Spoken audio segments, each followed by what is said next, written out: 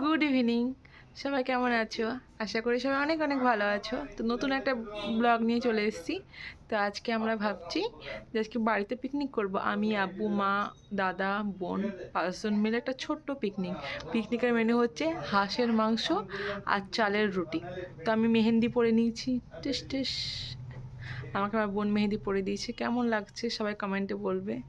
কারণ একটা অফিস কলিগের একটা বিয়ে আছে পরশুদিন, যাবো বলে মেহেন্দি পরেছি। তো চলো দেখি গা ওরা কিভাবে রান্না করছে, প্রিপারেশন দেখি। চলে এসেছি রান্নাঘরে। এই দুটো হাঁস কেটে কুটে ধুয়ে রাখা আছে, রান্না হবে। এখানে হাঁসের মাংসের কষা হবে। দুটো হাঁস আছে, প্রায় 2 কেজি মতো মাংস।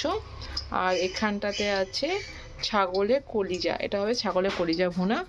এখানে সব কেটে কুটে রেখেছে। আর এই যে আদা বাটা, আজকে আমাদের শেফ এইটা। আমাদের পিকনিকের রান্না স্টার্ট। এটা যাচ্ছে রাঁধুনি শেফ।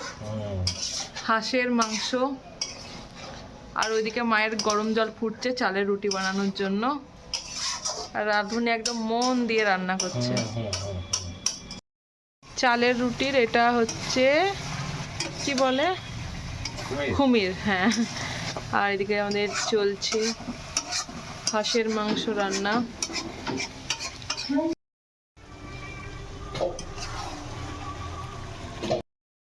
এই দুজন আজকে পিকনিকের মেন রাঁধুনি। ওটা রুটি বেলা, রুটি সেকা, আর এ তো রান্না। এখন কি বানাচ্ছ মহি ভাই? এখন মাটন। হ্যাঁ, মাটন কলিজি ভুনা। আর মা কি বানাচ্ছ? রুটি, আতপ চালের রুটি, চালের রুটি। আমাদের মেন পিকনিকের টেস্টি খাবার, সেটাতে হাঁসের মাংস এটা। আর বাদ বাকি একটা হচ্ছে কলিজা ভুনা আর রুটি।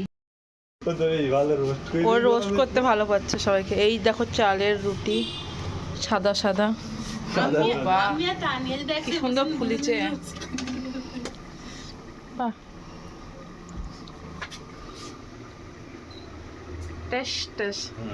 এর জন্য আজকে রান্না করছে, সাথে সানিয়াও। আর আমি মেহেন্দি পরে বসে আছি যাতে আমার কাজ না করতে হয়। ফাঁকিবাজদের যা কাজ। আজকে এখানে শেষ করি, টাটা।